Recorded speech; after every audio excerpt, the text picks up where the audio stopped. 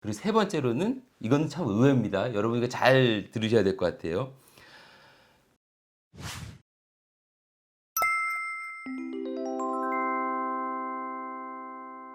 네. 교수님 제가 학과에 대해서 조금 더 여쭤볼게요. 네, 네. 자, 이제 교수님 전공 분야 알았습니다. 중국어와 컴퓨터 사이언스가 관련된 것도 알았고요.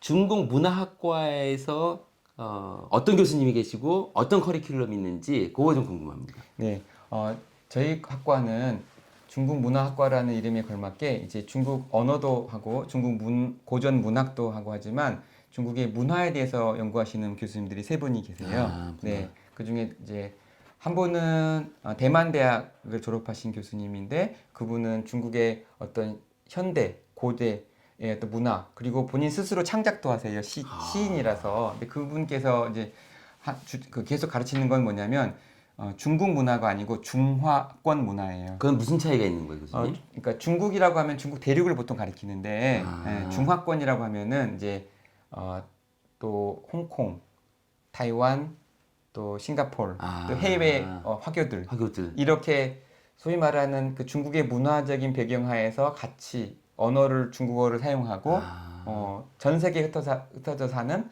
많은 사람들이 공유하는 문화 교수님 그런 그러면은 것도 가르치고요. 네. 중국 문화와 네. 그런 중화권 문화의 어떤 차이가 분명히 드러나나요? 어떻게 되는 거죠? 그러니까 그걸 정확하게 저도 이제 전문가가 아니라서 말씀을 이제 전문적인 것으로 드릴 수는 없지만 어제 중국 문화라고 하면은 지금은 이제 중국 대륙에서는 아무래도 그 정치적인 어떤 그 입장이 있잖아요. 예, 네. 예. 근데 그에 비해서 중화권 문화라고 하는 것은 2000년간 이어져 온 중국의 어떤 고유한 그 문화, 그러니까 그 좀 자부심을 가지는 어떤 문화 있잖아요. 정치적 센서십이 네. 적용되지 않는 네. 정말 순수한 중국 문화. 그렇죠. 예를 들어서 뭐 한자만 하더라도 중국 문화 하면은 한자는 간체자잖아요. 예, 예. 근데 중화권 문화에서는 다 번체자를 써요.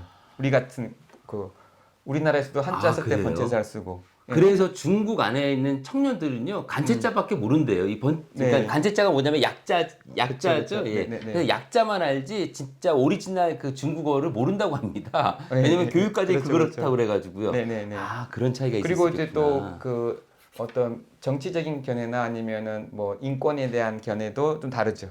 아, 중화권에 예. 있는 사람들은 조금 더 자유롭고 평등하고 그런 거를 많이 더 추구하고. 추구하는 문화고 그러니까 좀 자유분방한 어떤 중화권의 문화가 있고 이제 그 중국적인 문화는 그것보다 국가주의적인 어떤 그런 게 좀 강한 문화 예. 그런 게 같이 있는데 이제 문화라는 차원에서는 결국 그 저변에 깔려 있는 1000년 이상 지속되어 있는 안정적인 중국인들의 사고 방식, 가치관 또 사람을 대하는 방식 이런 것들이 이제 우리가 보통 중화권 문화하고 중국 문화의 공통점이라고 할 수가 있고요.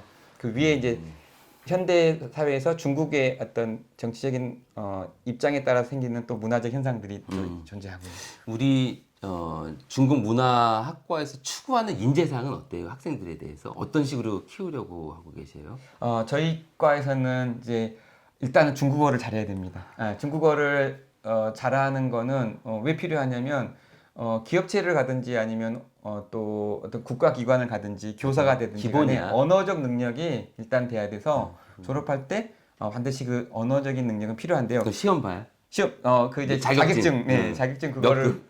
HSK에서 5급 이상 이제 받아야 되고요. 그다음 근데 그 저희 학과에서 가르치는 거는 그런 거는 아니고요. 주로 중국에 대해서 좀 넓게 이해하자. 그래서 중화권 문화. 그다음에 또 저희 과에 또 한 분의 교수님이 계신데 그분은 모든 수업을 영어로 하세요. 아까 말씀한 외국인 교수님. 외국인 교수님 말고요. 외국인 교수님 모든 수업을 중국어로 하시겠죠. 그렇죠. 예, 중국인 대만 대학에서 공부하셨으니까요. 근데 또 한국인 교수님은 케임브리지 대학에서 공부를 하셨어요. 그래서 이분은 또 이 서양의 관점에서 중국을 바라보는. 그래서 예. 그래서 그분 같은 경우에는 중국을 해석하는 것을 네. 서양의 관점에서 하는 거고 그쵸, 예. 우리는 또 한국의 관점에서 하는 그렇죠, 거고. 그렇죠. 네네. 그래서 중국에 대해서 좀 객관화시켜서 보는 그런 저희 교수님이 또 계시고 그분은 이제 모든 수업을 영어로 하시니까 그래서 그 수업에는 중문과 학생도 들어오지만 이제 교환 학생들이 많잖아요, 요즘에요. 그렇죠, 그래서 그렇죠. 외국에서 많이 온 그 영어권 친구들이 특히. 예, 한류 문화가 좋아서 와서 또 한류만 공부하는 게 아니고 근데 중국 문화도 같이 공부하면 오리엔탈 그 어떤 문화를 같이 볼 수 있으니까요. 그래서 이제 같이 그 수업 시간 영어로 공부하는 그런 문화도 있고요. 그다음 이제 전통적으로 그 루신 전공하신 루신, 교수님, 그 교수님은 중국의 어떤 시대 정신, 네, 예. 그런 것들에 대해서 계속 지금 사회 현상과 맞물려서 어떻게 이해하고 해석할 것인가, 한중 관계를 어떻게 볼 것인가 이런 것들에도 보는 교수님 계시고. 교수님 그러면 아까 전에 그 제가 중국어하고 영어 수업 때문에 네, 관심이 있어서 그러는데 수업을 듣는 학생 중에 외국인 비율이 어느 정도 돼요? 외국인 비율은 저희는 10% 아, 그 정도? 미만입니다. 아. 네네네. 근데 주로 이제 베트남 학생이나 아니면 이제 중국인 학생들이죠. 네네. 아, 그렇구나. 제가 그 우리 고등학교에 다니고 있는 우리 친구들을 신경을 안 쓸 수가 없습니다. 그래서 그 부분에 대해서 좀 여쭤보려고 했는데요. 고등학교에 다니고 있는 친구들이 어떠한 재능 또는 어떠한 장점, 어떠한 준비를 하면은 서강대학교 중국문화학과에 들어가기가 더 상대적으로 좋을까요? 물론 공부도 잘해야 되겠지만 뭐 여러 가지 장점이 있어야 될 것 같아요. 뭐 언어도 있어야 될 것 같고 뭐 창의적인 활동도 있어야 될 것 같고 동아리 활동 등등등등 해서 어떤 친구들이 이 학과에 오기가 좋다 혹시 뭐 그런 게 있나요? 저도 이거도 잘 모르겠는데요. 인문학적 소양이 있는 학생들을 저희 과에서는 일단 그 가장 중시하는 것 같아요. 대표적인 예가 뭘까요? 인문학적 소양이라는 게. 인문학적 소양이라고 한다면 이제 독서를 많이 해서 역시 독서. 독서를 많이 해서 뭐 중국의 고전도 읽어봤고 또 서양의 고전도 읽어봐서 다양한 어떤 이제 그 책들을 통해서 뭔가 이 사유를 어느 정도 해서 그 뭔가 세상을 좀 인문학적인 관점에서 이해할 수 있는 그런 능력이 일단은 필요하고 또 그래서 글쓰기도 좀 되고 네, 그런 학생들을 교수님들이 많이 선호하세요. 근데 중국어를 고등학교 때 좋아해서 배우는 학생들도 있어요. 뭐 특목고라든지 그거 아니면 여쭤보려고 그랬어요. 중국어를 잘하면 유리한 겁니까? 아니면 어떻게 되는 그렇죠. 겁니까? 그렇지 않아요. 네. 그렇지 않고 중국어 특기자로 이제 들어온 학생들이 있는데 그 학생들이 와서 꼭 좋은 성적 받지 않아요. 중국어를 이제 좀 잘한다고 해서 이제 들어왔는데 학과에서는 그 중국어를 배우는 거는 그거는 하나의 언어 능력이니까 그치. 이제 거기에 플러스 이제 좀 우리가 인문대는 그래도 공대나 사회대학원 다르게 인문학적 소양이 그러면 예. 탄탄해야지 오래 가잖아요. 예, 예. 네, 그래서 이제 그런 쪽에 좀 강조를 하다 보니까 글쓰기도 강조하고, 예. 그래서 인문학적 소양이 있는 학생들이 좋고요. 요즘 같은 경우에는 AI나 빅데이터나 이런 쪽에 관심 있는 학생들이 중문과로 와도 좋습니다. 왜냐하면 영어를 잘하는 학생들 그리고 영어권의 데이터 처리는 이미 많이 할 수가 있어요. 근데 이제 앞으로 시대에 저희가 중국이랑 교류가 지금 조금 약간 한중 관계가 조금 약간 냉랭한 측면이 있지만 언제까지 그러지는 않을 그렇죠. 거거든요. 그러니까 그리고 그 AI 분야나 아니면 빅데이터 분야에서 세계에서 중국과 미국은 거의 대등한 수준에 있다고 많은 사람들이 얘기하잖아요. 예, 맞습니다. 예. 5G 기술도 그렇고요. 예, 예. 그래서 지금 막 패권 경쟁도 있고 하는데 근데 중국어 쪽을 이해하면서 그런 AI 쪽을 잘하는 학생도 수요가 많이 필요해요. 예, 앞으로 지금 이번에도 중국 정부에서 계속 우리랑 협력하기 원하는 거는 그런 예, 분야거든요. 예. 4차 산업혁명 분야에서 예, 하는 거니까요. 예. 교수님이 말씀해 주신 거를 제가 세 개로 요약을 하면은 우리 롯데말 친구들 이 동영상을 보시는 분들 알겠지만 모든 교수님들께서 항상 말씀하시는 게 독서. 네. 독서는 정말 중요한 것 같습니다.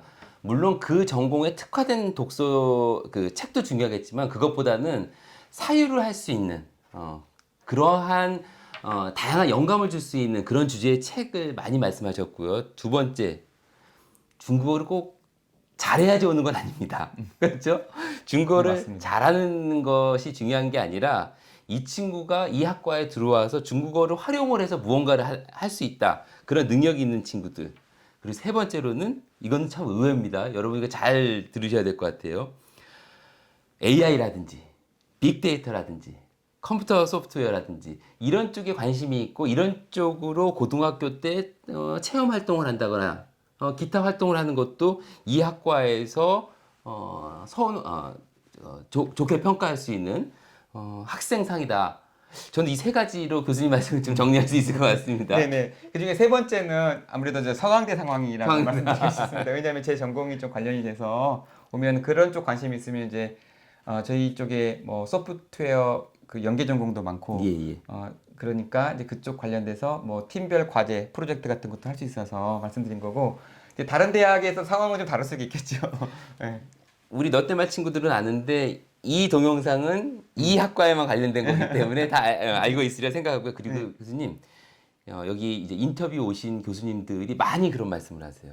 이제는 그 다른 대학교 같은 경우도 전공 학과 자체가 없어지더라고요. 그래서 그렇죠. 중어중문학과 나온 교수님이셨거든요. 그분도 지금 학과 안에 컴퓨터 사이언스하고 마케팅하고 이런 교수님들이 서로 한 과를 만들었더라고요.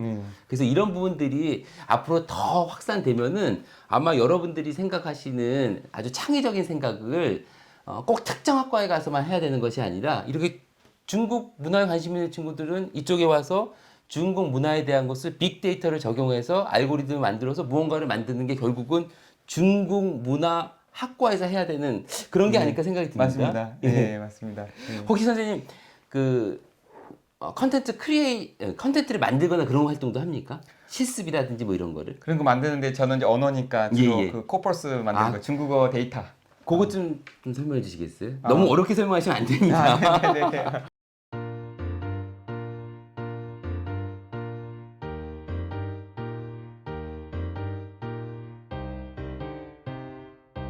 영상이 유익하셨다면 구독, 좋아요, 댓글과 알림 설정까지 부탁해요.